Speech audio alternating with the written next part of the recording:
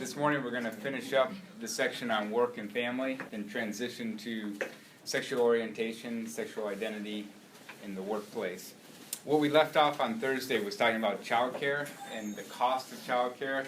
The average annual cost to have one child in childcare during the work week, so if you have a 2-year-old or a 3-year-old, is roughly $12,000 a year. And you compare that to if you have a minimum wage job where you're working full-time, you make on average $15,000 a year before taxes. So after taxes, $14,000. So if you're a single parent and you have a 2-year-old child and you don't have access to child care, but you want to get a job, but then you have to put your kid in child care, your net take-home pay would be $2,000. So it's a challenge in particular for lower-income families with kids who are not school-age kids who need some type of child care service. And in the U.S., it's particularly child care is less available in the workplace, or affordable child care options are less available. And so I went searching around to what other countries have a more progressive approach to child care, or sort of making it more accommodating for families with young kids. The example I actually found was in Malaysia, where there's a company that has on-site child care. And so it isn't, in this case, publicly funded child care, but it's workplace funded child care, where the employee can basically go into work with their kid, and in one of the rooms they have an entire child care facility for the kids. And I present it more so as an example of, here we have this sort of challenge or dilemma of the workplace is shifting to being dual-income families. Because prior to there being dual-income families, where you just had single-income families, getting child care or having access to affordable child care was less of a critical need. But as the economy is shifting to being dual-income families, it's raising this question of, well, what do we do with kids that are under the school age? So this gives an example of what they're doing in Malaysia. I think it's interesting that I couldn't find an example in the U.S. I'm sure there are, but this is the one that was being presented. You're watching UNICEF television. On a Monday morning, 5-year-old Liana is getting ready for preschool. Like many others, she comes from a dual-income family. And like many others, they rely on out-of-home childcare. What sets them apart is that Liana's preschool is located at her mother's workplace, Kian Heng Industry, or KHI. The manufacturing company, located in Sri Kembangan, set up the preschool in 1998 to address the needs of its employees. About 60 children aged 2 to 6 attend the preschool, which also provides after-school care for children 12 and under. As a working mother, I feel more convenient. I can carry out my job or my duties perfectly without any difficulty. Okay. Also, I don't need to worry about shift safety, and then I don't need to worry about their food, their shift hygiene, and the most important thing is about shift knowledge. What is good for children and their parents has also proven to be good for business. And our customers see our childcare center, they are able to perceive a softer image to our engineering environment. And on top of that, whenever new candidates come to our company for interviews, they are always drawn by our childcare center facilities. Access to good quality childcare is a pressing issue in Malaysia, which is trying to boost its female workforce participation. In light of this, and reports of abuse and neglect in some care centers, UNICEF's first child-focused corporate social responsibility initiative was the establishment of a child care center in the workplace Best Business Practice Circular. UNICEF is proud to be working with the Companies Commission of Malaysia on this Best Business Practice Circular and the Toolkit. This is really a win-win. Win for the private sector, win for its employees, and actually a win for children too. The goal is for more companies in Malaysia to adopt child-focused corporate social responsibility measures, including offering child care services. This will not only make businesses more competitive and sustainable, but will also allow working parents to be better caregivers and enable children like Liana to thrive and develop to their full potential. This is Hema Balasundaram reporting for UNICEF Television. For more information, visit unicef.my.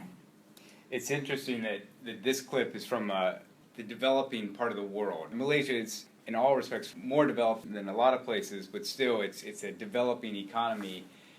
Yet they're facing the same issues that we face in the U.S. of dual-income families, of having adequate childcare. And I think what stands out for me is you would think that the U.S. would be, in a sense, much more advanced or developed in this regard, where there would be sort of a clear answer to this challenge or problem. But there really isn't. And it's part of it is that what they're doing here, they framed it as corporate social responsibility. It's a benefit that the corporation is offering to the employees. It definitely favors or privileges certain employees, those with kids who are not in school. So it privileges those kids and it benefits those parents and employees more. So it comes at a cost to the company. So it's a corporate decision of how we're going to allocate resources. A lot of times when you think about running an organization, you just think your costs are your salaries that you're paying to your employees, but then there's a whole benefits package where you have a lot of discretion in what type of benefits you offer. If you're going to be in a sense, a stingy organization where you have very limited benefits, or are you going to be a more generous organization? And even with the Affordable Care Act, what that basically was saying is that some organizations were just being excessively stingy with regards to providing health care benefits, and so the Affordable Care Act basically came in and said there's a minimum that you're required to provide to all employees, that there's a minimum amount of health care benefits that you need to provide. And so there's a lot of interaction between organizations in the government mandates, government policies, and then it's we as the public who say, well, what's an acceptable baseline or bare minimum that organizations should be required to provide to their employees? And it's an ongoing discussion.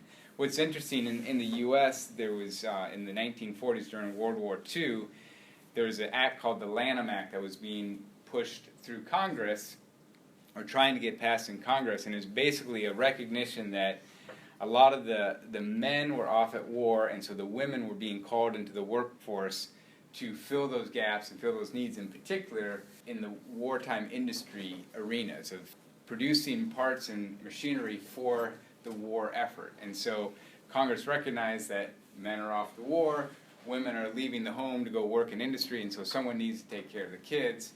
And so they passed this act of basically providing child care for people who are helping with the wartime effort. And so there was a season when the U.S. offered publicly funded child care. But then that was quickly ended after the wartime effort. But it does give an example of this idea of publicly funded child care. More recently, or actually 30 years after that, in the 1970s, was another effort to bring about publicly funded child care. And we're going to watch a clip of just sort of which outlines what this was involved with providing publicly funded child care and what happened to this bill in the 1970s. A quality, comprehensive child development program in this country, I think, would be cost effective. I know it would be. Years of data demonstrate that infants who receive high-quality care do better in school and in life. 40 years ago, our nation came tantalizingly close to making high-quality care like this available to every family who wanted it. There was an overwhelming consensus there at the time that this was a sensible, reasonable bill.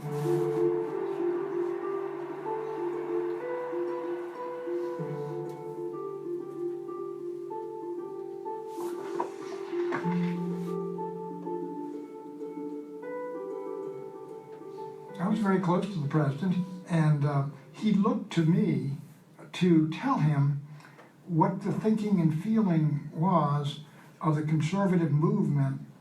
We're going to take heat from the left, so might look a little help from the right.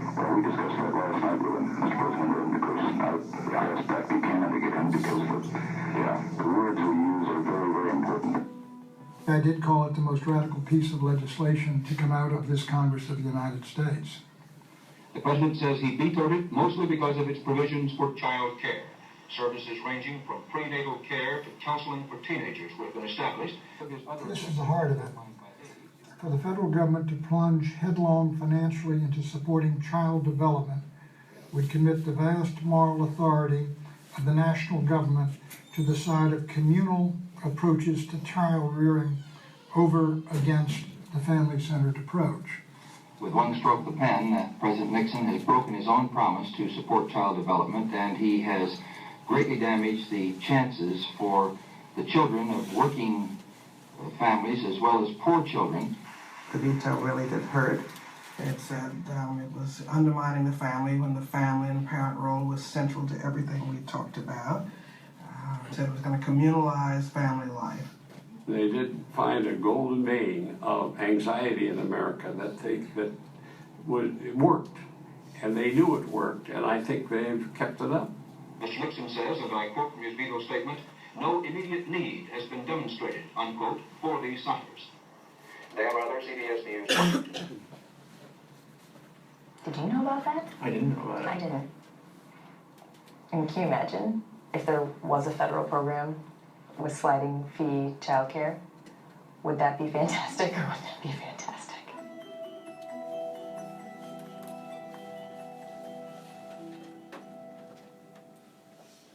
When we talk about income inequality, a lot of it sort of is focused on the top 1% and then the rest, and oftentimes the working families or the families that are living below the poverty line. And one of the things that perpetuates that is you have either single parents or dual income families where the challenge of what do you do with kids that are below school age. And in a sense, this is a policy or an approach that would have helped to ease and reduce some of the inequality that's out there, because it would have mostly impacted the working families or the families that are living below the poverty line, because it's a real challenge or decision for someone who has a salary or is an hourly employee of what do they do with their kids. And there's not many good options. A lot of it would be not being around for your kids or leaving your kids at home for extended periods of time. Like I remember when we had our second child, we had a social worker come into our house to do a visit that they always do for every new family. One of the questions that this person asked us, they asked us sort of a lot of basic parenting type questions, and one of the questions was, how, in a typical day, how many hours would you leave your child, your newborn or your child, unattended? And my wife and I were sitting there saying, well, what do you mean, like when the baby's taking a nap and in the crib and we're downstairs cooking or something? And she's like, no, like where you would leave the house. Like how many hours in a day would you leave the house with your child unattended? And we just kind of looked at each other. But then what was more fascinating was the way she asked the question was to normalize that there are people out there who do this. You might be one of those people. We just like to know, is it 1 hour, 2 hours, 3 hours? Because typically if the kid is napping, you don't need to be around. Or if it's after bedtime and the kid is asleep, they're going to be fine. And what she later revealed to us was that it's surprising how many parents answer that question by saying a couple of hours. But think about it. If you're a single parent and you have the stresses of trying to juggle work or even simply getting stuff at the grocery store, or say you're on medication and you need to get to the pharmacy, your kid goes down for a nap, that's a window where you can race out and go get the things that you need or whatever it is that you're doing. Now, it might seem very irresponsible, but I bet you the parent who's doing that dreads doing it. It isn't in a sense that they're like, hey, what does it matter? There's very few parents out there who would have that perception, but it's more sort of driven by these realities of what are my other options? I'm kind of backed up into a corner. And so this idea of things like childcare, especially for lower income families, you can sort of begin to see where there'd be validity for that. Now there's multiple options for how to do this. One of them is a simple one of pre-K. So when we lived in North Carolina, we had the luxury of our public school offering pre-K. So that meant that my kid could go to school as a 4-year-old all day long at no cost. well, I say at no cost. It basically came out of our property tax dollars and came out of the taxes for public education. But what it did was it provided pre-K, provided a place for my kid to go while my wife and I went to work. There's other options of, like when they talk about publicly funded childcare, there's ideas of a voucher system. You know, a lot of times people don't want to just sort of give money out to people because they think, oh, you're going to go do whatever you want with it. But with this idea of a voucher system or a tax credit, you could basically say if you're working and you also have your kid in childcare, when it comes to time to pay your taxes, you can actually get a credit from your taxes of basically reimbursing you for your childcare expenses. But it's only if you're below a certain salary threshold. So people above a salary threshold wouldn't get that benefit, or it'd be a sliding scale that you can reimburse up to 20% or something of your pay. And so there's options there, and I'm curious for you as a class. I don't even know if you've ever thought about childcare. You have a couple different options if you're running a business to either provide that as a benefit to your employees, given, just say, I'm going to give it to you. That might put you at a disadvantage because you're incurring costs. But if every organization in your field or industry had to support childcare, then that would level the playing field, and it would actually increase the likelihood of childcare being provided for families with young kids. So my question is, and I want to do, again, another continuum, where up here would be, childcare is completely voluntary. Organizations shouldn't be required to provide it, and it's really just up to each individual to figure out how to make childcare happen.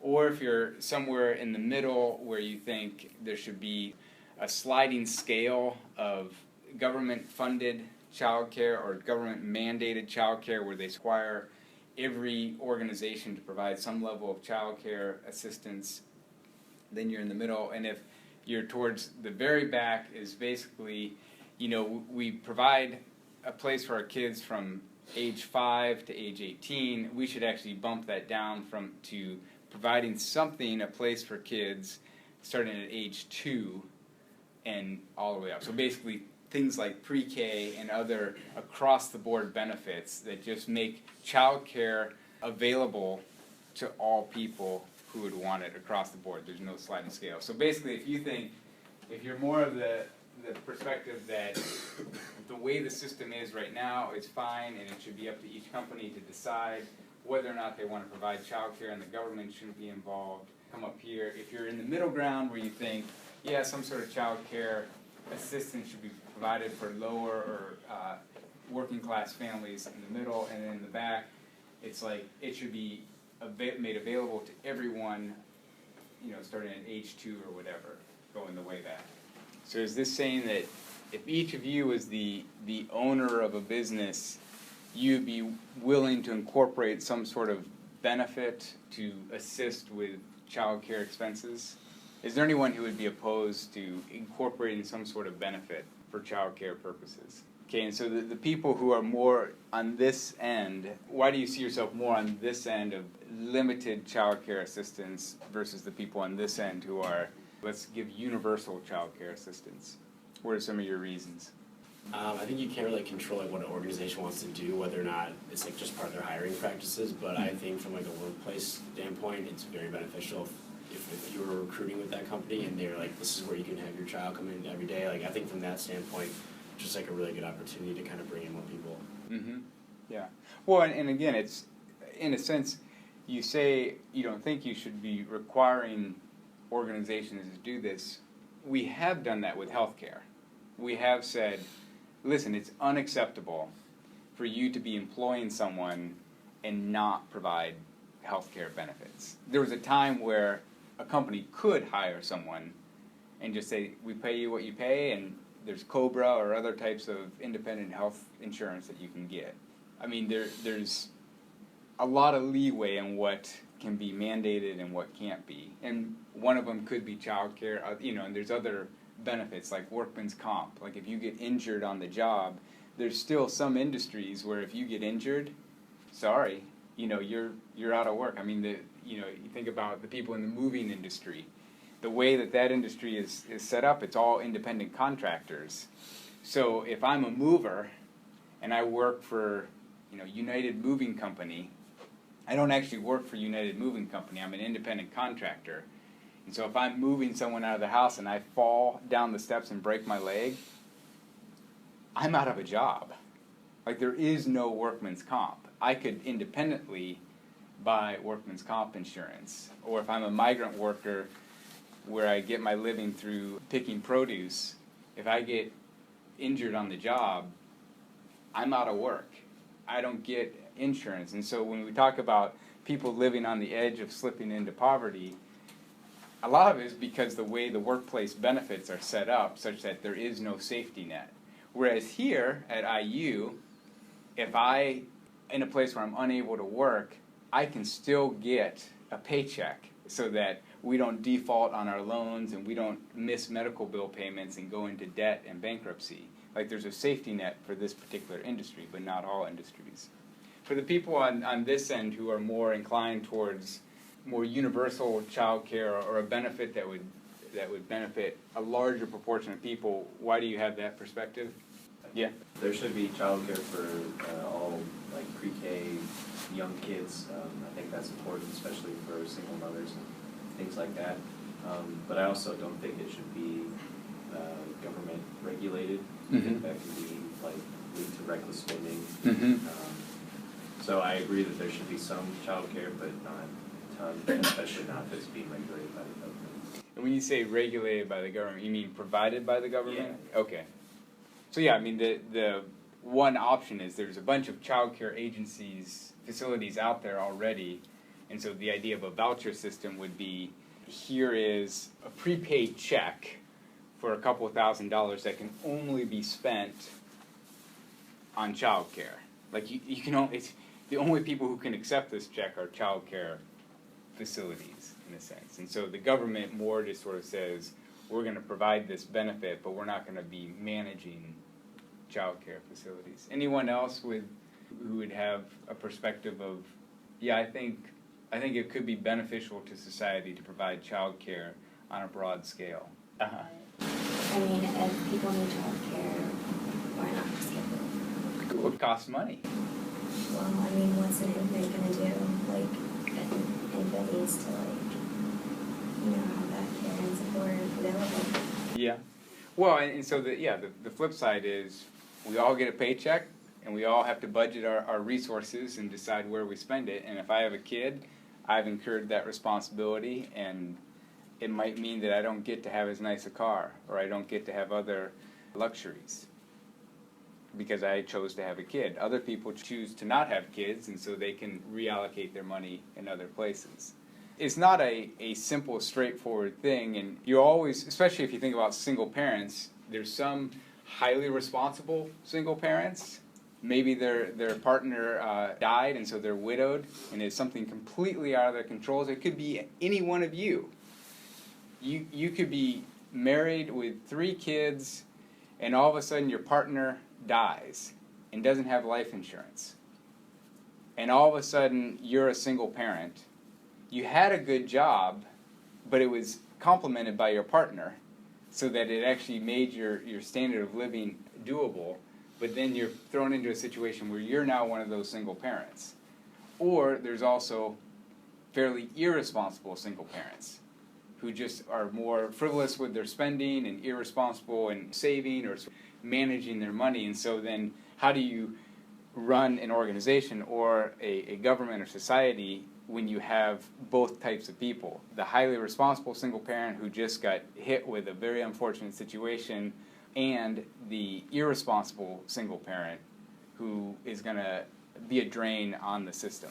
But I think it's somewhat easier to think about in the context of your own organization. Do you want to be one where you want to be progressive in providing that benefit to employees, or is it going to be more of a hoarding mentality of keeping the excess resources for yourself within your company? So you can go back to your seats. What this transitions into is companies are beginning to think, I mean, the reality is it's dual income families. And that's what's shaking up all of this, because 40 years ago, a large majority of the workforce was one person in the household was in the workforce, predominantly the man.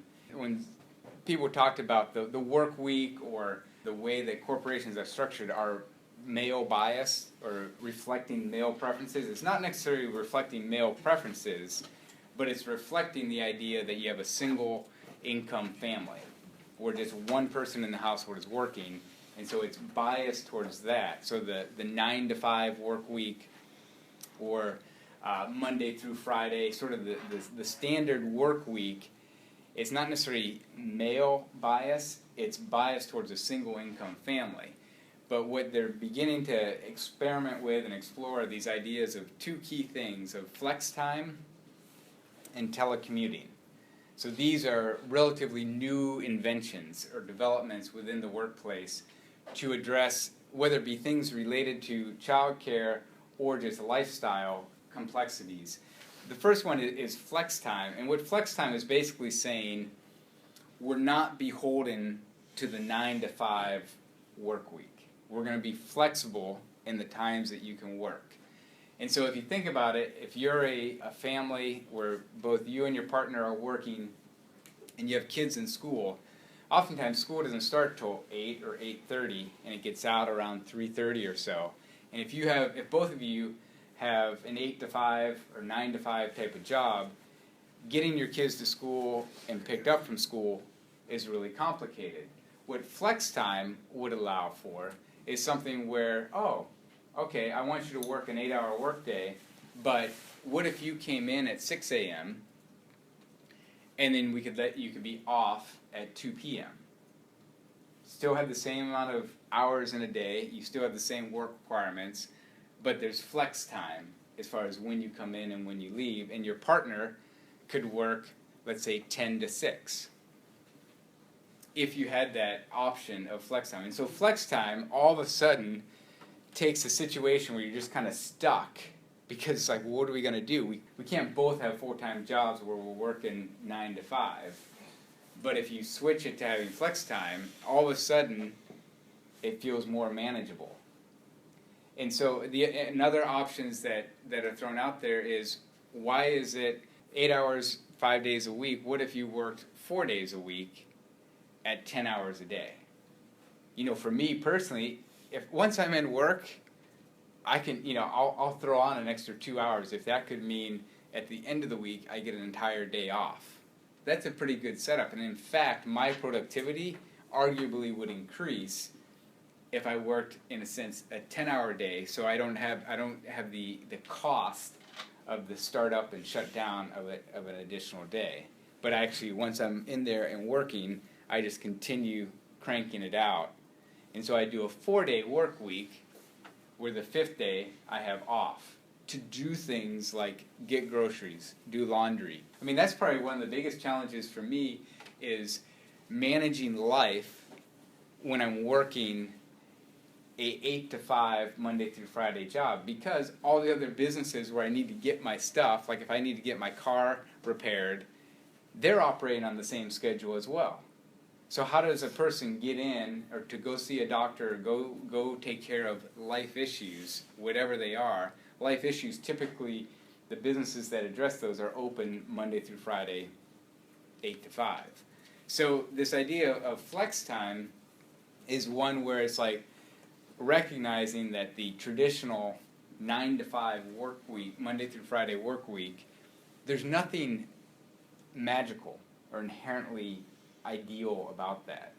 And so if organizations can become more creative in thinking about flex time, that's a very cost-effective shift that organizations can make that allows to accommodate not only for families with children, but for just any type of employee who wants to have flexibility in their schedule.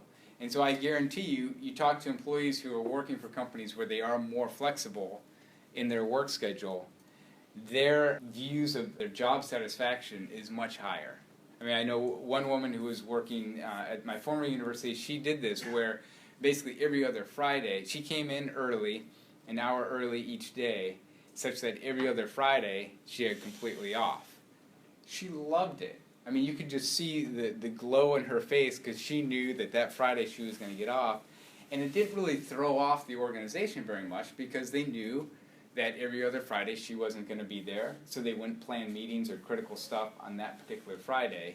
But they also knew, because she came in an hour earlier than everyone else, that she would be responding to all their emails and all the information they needed before they even got into the office. And so there was actually a benefit to having this type of workload. They actually saw, wow, not only is this helping her, but we kind of like it when we show up at the office and a lot of our queries or questions have already been answered. They're sitting in our inbox waiting for us. So Flextime works, but not necessarily in all industries. There's some industries where it's just not possible to have Flextime. And unfortunately, it tends to be those that are in the service industry where you actually physically need to be there to serve the customers. And oftentimes, those tend to be lower income, minimum wage type jobs. So Flextime is a great advancement in the workplace, but it doesn't solve all the problems. And the other one is telecommuting. So telecommuting is this idea, it's different from Flextime. Flextime basically says we're going to shift and adjust the time that you actually need to be at work. Telecommuting is saying you don't need to be at work to do your work. So you can telecommute, basically work from home, work from a coffee shop. As long as you get the job done, that's all we care about. And it might be you only need to come into the office one day a week because that's the time where we do team activities or meetings or strategic planning where we need everyone in the room. But even in those cases, they could do video conferencing or things that would make it such that you don't have to come into the office. But the idea is, especially in densely populated urban areas where commute times, where it's not uncommon for you to spend over an hour each way commuting to work, that's a cost. That's a cost to the individual and presumably a cost to the organization. And if you can say, hey, actually, we're fine with you doing a bulk of your work from home or near where you live, that frees up the stresses. It also would allow you to take your kids into school at a reasonable time where you're not figuring out, well, gosh, I can't take my kids into school because if I wait until 8:30 or 9 o'clock to drive into work, my 1 hour commute all of a sudden became an hour and a half or 2 hour commute. And so there's a lot of push towards this idea of allowing telecommuting. And again, it's only for certain industries, but it's one that can solve a lot of the complexities of a dual income family in highly urban areas where commute times are growing and growing for everyone. So again, I want to see, if you are the owner of an organization, I want you to think about whether or not you would allow for telecommuting. And I want you to think not just, I want to say as the owner, because if you were the worker, you would say, of course, we should allow telecommuting. But as the owner, and think about this, think about, a lot of you said that you want to be business owners. I don't know what industry, but how would you feel as a business owner if you allowed your employees basically 80% of the work week to work from home, to not be accountable to come into the office? Would you be the type of owner where you would allow that? Do you trust your employees to get the job done? Could you have enough checks and balances in place such that you could function with allowing them to telecommute? Or are you of the sort of the ilk where you'd be like, no, I want my people where I can see them, or I can contact them and walk down the hall and talk to them? I'm just kind of more curious. So if you're of the type where you would say, yeah, I'd be very supportive of allowing my employees to telecommute, come up to this end. If you're of the type where you're like, no, I think the organization would be much better off if everyone was at work Monday through Friday and showing up to work and getting work done. So telecommuters up here, traditional work week back there. We got some variation, that's good.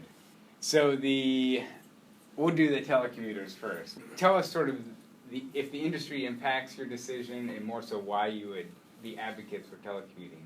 Okay, it just seems like to me that if you don't have anything to do at work and you're just sitting there miserable, just like fiddling your fingers and trying to find something to do, which I've seen a lot. Like with my stepdad, he says like, I don't want to be at work. I can do my work from my laptop at home. Like, why would you like become miserable and waste your time just sitting there like doing whatever on your computer when you can be doing more productive things at home? And maybe some people work faster than others and they can get it done at home in time, and they don't have to just sit there all day. So I think that's like would increase employee like satisfaction and happiness in a way too. Interesting. So yeah, I was thinking about doing this for this class. For every credit hour that you take, I think you're supposed to study, I don't know, 5 or 6 hours a week for that class. I was thinking about mandating study hall for this class and making, you know, we have class time, and then in addition to that, you're supposed to spend about 6 hours studying. And I was going to have a designated study hall time where all of you would come in. But instead, I allowed you to telecommute. I allowed you just to show up just for the class period. But for the other stuff, I trusted that you would do it. I actually didn't even care when you did it. I gave you assignments that you need to turn in by a certain deadline. But I trusted you and gave you responsibility to take it upon yourself to finish it. But again, for you guys who are more of the type where you want them to come in and be at work, what are some of the reasons why you would have an approach that would say, I don't think telecommuting is a good idea? I just think like face-to-face reactions in meetings are a lot more effective. In a lot of sense, you get just a better sense of people's behavior and how they're really feeling about things, which you can't really get always with Skype and doing teleconferences. And again, just as an owner, you have to trust people to an extent, but you also want to be able to see the work they're doing, I guess. And it's a lot more quicker if you can walk down the hall and see it, and actually get to have these meetings in person. And so, is that an argument for Monday through Friday coming in, or would you be open to, you know, I mean, are you having meetings every day? No, I'd be open to the flex time. I had that at my internship 2 summers ago, and I loved it. I think all the employees loved it. Yeah. Especially if you have children. It's a lot more realistic. Yeah. Yes. I think you'd be like a lot more distracted if you telecommuted. Like you would be like more tempted to do other things when you could like if you go to work, you're almost like forced to be productive all day long. Yeah. And if you were telecommuting, I feel like you'd feel more of the urge to just like barely get by and just like do like almost the bare minimum. When you're at work, like you know, that's your only choice is like to work all day. Although plenty of people find ways to get distracted at work. But I see what you're saying, that the options are more limited if you're actually at work. And there is a parallel of how you're treated at university. Basically, the amount of things that you actually physically have to show up for are pretty limited compared to the amount of time you have to spend working.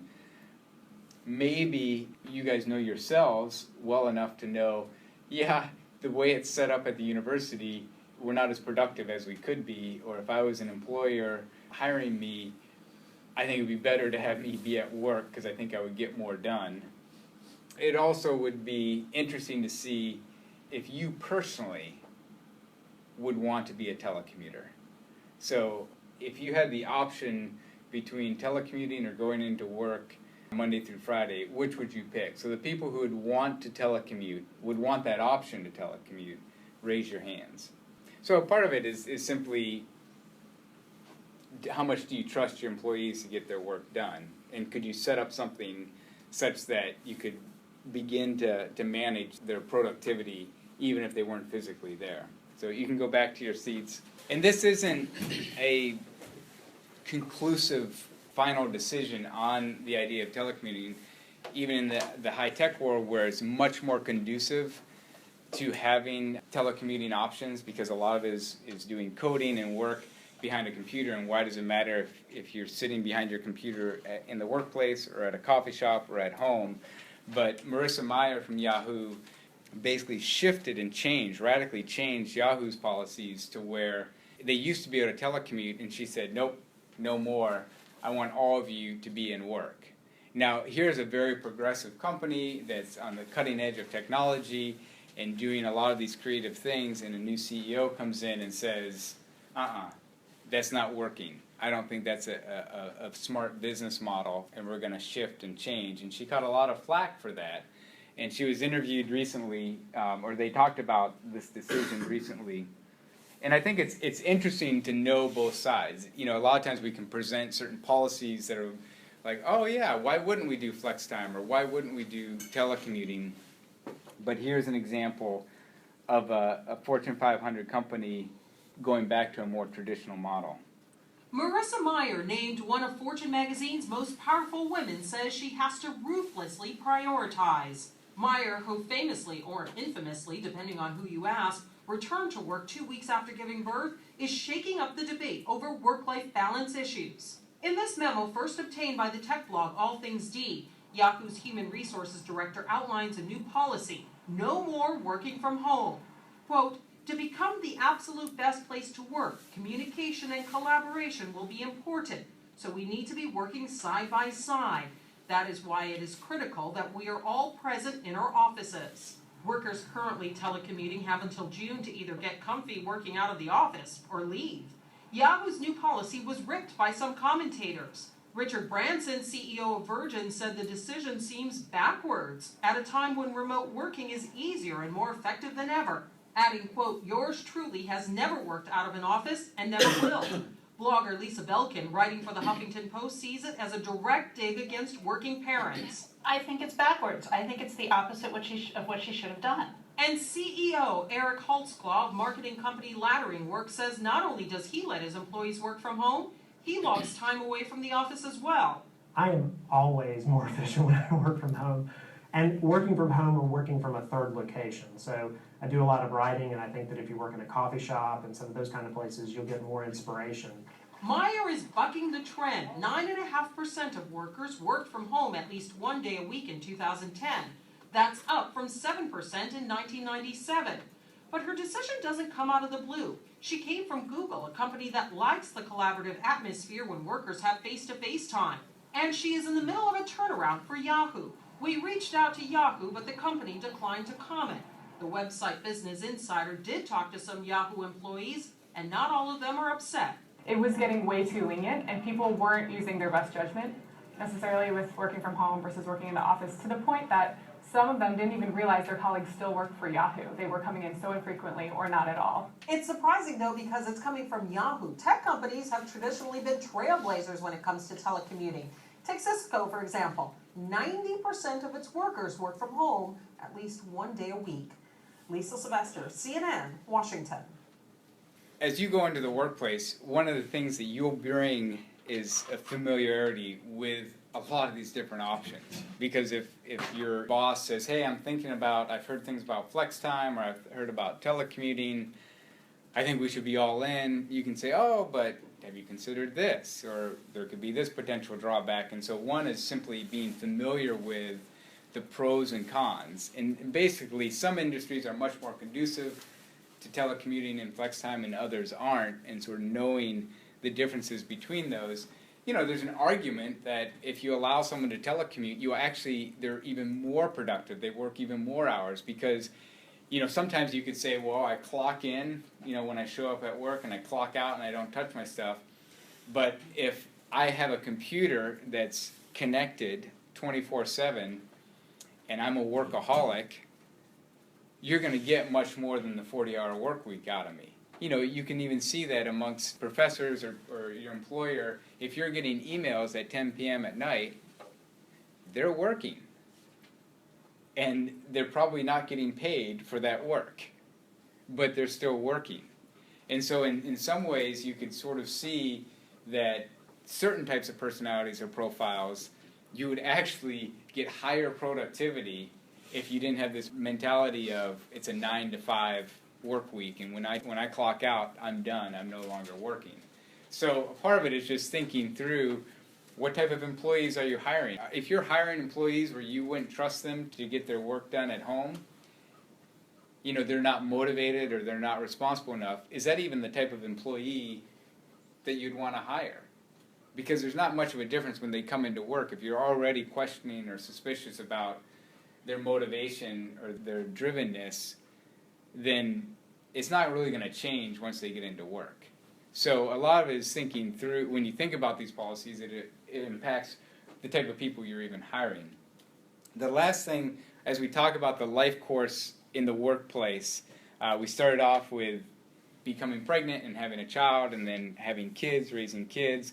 The last phase of it, in terms of life course of the workplace, is having elderly parents. And again, this is something where you might not be facing this immediately right now, but it's something that's a growing topic within the workplace. I think the statistic in the book said that a typical female worker with a family spends 17 years of their life caring for their children, where they're pulled out of the workforce or partially pulled out because of caring for children. But they also said 18 years are spent caring for elderly parents. And so as your parents get older, the needs and demands that they will have will increase. And you'll probably be entering into a workplace where a lot of your coworkers or older coworkers will have parents where maybe their parent has Alzheimer's, or maybe they've fallen and broken their hip to where they need much more attention, and there's much more times of leaving work because of caring for elderly parents, or taking time off, taking sick leave off to care for parents.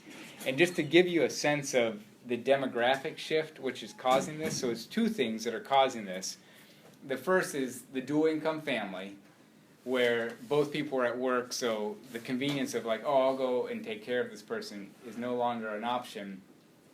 But also the aging of our population, that the population is actually becoming top-heavy in the sense of a higher proportion of people above the age of 60 than in any other time in U.S. history. And this is a sense of some of the demographics.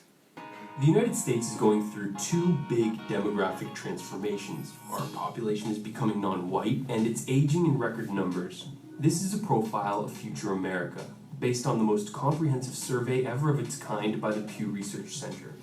This is America's age pyramid. That bulge getting older is the baby boom generation, like my parents and probably yours too, born in the prosperous economic time period after the Allied victory in World War II. For the first time in history, a society's age pyramid will turn into a rectangle.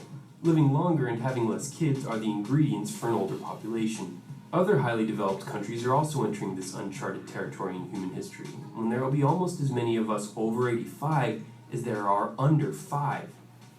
One major consequence, there will be a lot less people working to support a lot more retirees, which means we'll have to work a lot more efficiently. The good news is that we're already well on our way to making that transition. But with 10,000 baby boomers a day turning 65 between now and the year 2030, that change is happening fast. When Social Security began, there were 42 workers for every person receiving benefits. Today, that ratio is 3 to 1, and it'll be just 2 workers to every 1 beneficiary soon enough.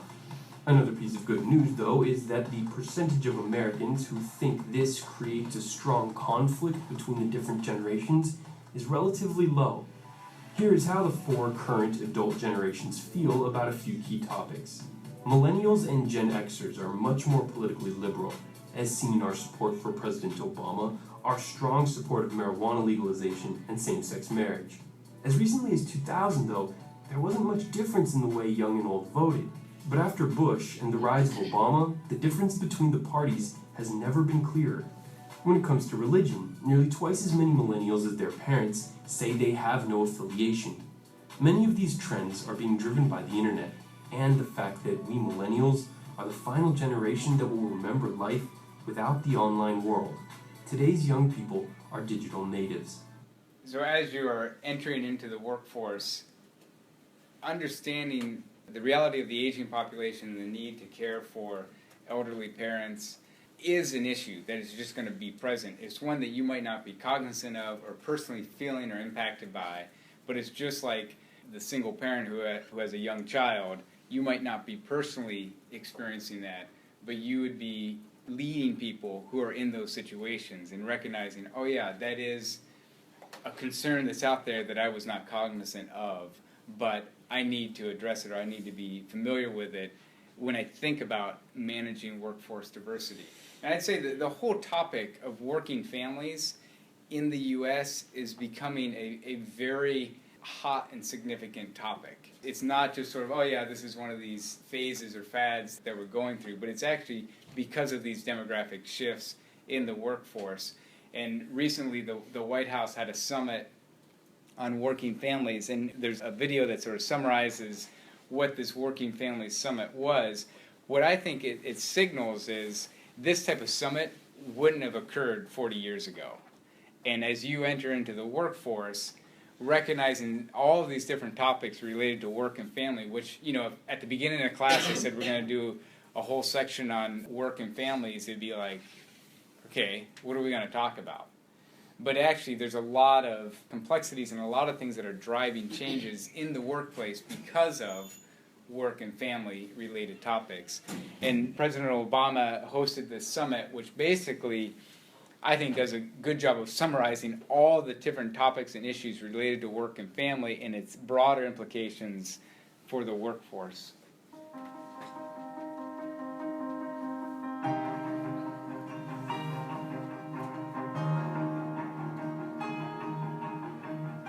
Good morning, everybody. Welcome to the first ever White House Summit on Working Families.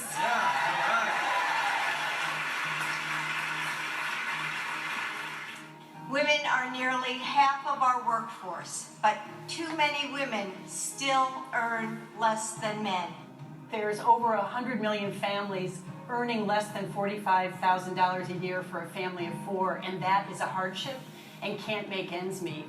Too many people have to choose between the job that they need and the family that they love. You know, when the question is, why pay a sick day? My question is, if you have a worker that dedicates 5, 10 years of their life to my success in growing my small business, my question for you is, why not pay a sick day? You shouldn't have to win the bus lottery. We should all have work situations where people recognize that when we are good workers and good parents, that's best for the bottom line. No family's alike, no struggle is the same, no opportunities are identical, but all families, whether they're headed by 2 parents or a single mom or a single dad, share the same basic dreams and same goals for themselves and for their children. These problems are not typically the result of poor planning or too little diligence on the parts of moms or dads, and they cannot just be fixed by working harder or being an even better parent.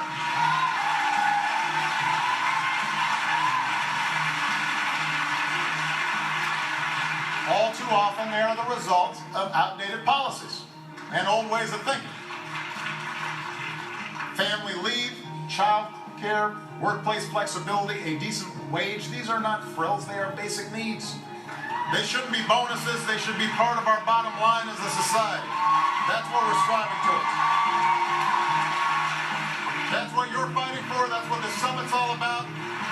Let's go out there and get to work.